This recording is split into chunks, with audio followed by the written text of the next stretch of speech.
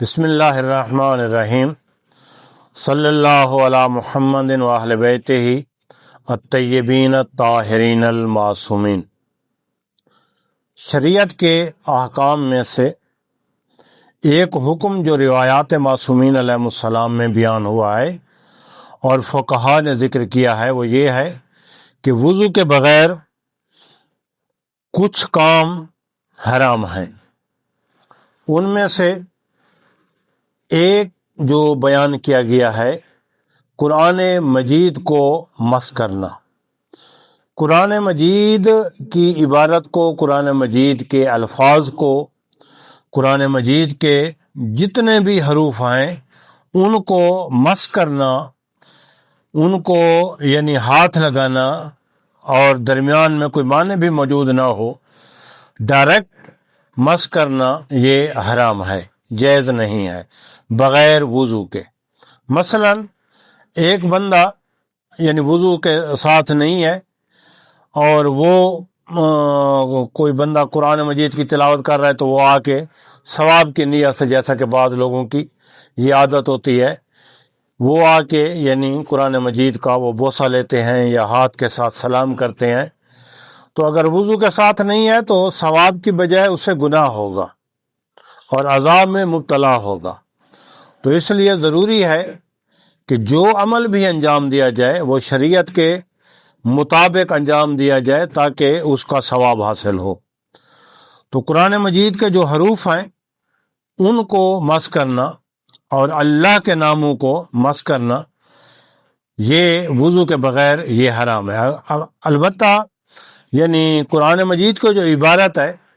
قرآن مجید کے جو الفاظ ہیں ان کے آس پاس کا جو حاشیہ ہے جہاں پہ قرآن مجید نہیں لکھا ہوا تو اس کو مس کرنا مکروہ ہے، حرام نہیں ہے اس کو۔ ایک اور مسئلہ جو اکثر پوچھا جاتا ہے اور موجودہ دور میں جو مبتلا ہے وہ یہ ہے کہ موبائل میں جو قرآن مجید موجود ہوتا ہے، اکثر لوگ جو ہے جوان اور کچھ لوگ یہ قرآن مجید موبائل میں انسٹال کرتے ہیں، تو سوال یہ کرتے ہیں کہ آیا موبائل کی سکرین کو جس پہ قرآن مجید کھلا ہوا ہے اس کو وضو کے بغیر مس کر سکتے ہیں یا نہیں کر سکتے؟ تو فقہا فرماتے ہیں کہ چونکہ موبائل میں جو قرآن مجید موجود ہے یہ کوئی کتابی شکل میں نہیں ہے، اس کے الفاظ جو لکھے جاتے ہیں وہ نہیں ہیں، بلکہ یہ ایک سافٹ ویئر ہے اور یہ سکرین پہ شو ہوتا ہے، تو اس لیے بغیر وضو کے موبائل کی سکرین پہ جو قرآن مجید یا اللہ کے نام، قرآنی آیات جو ظاہر ہو رہی ہیں موبائل کی سکرین پہ،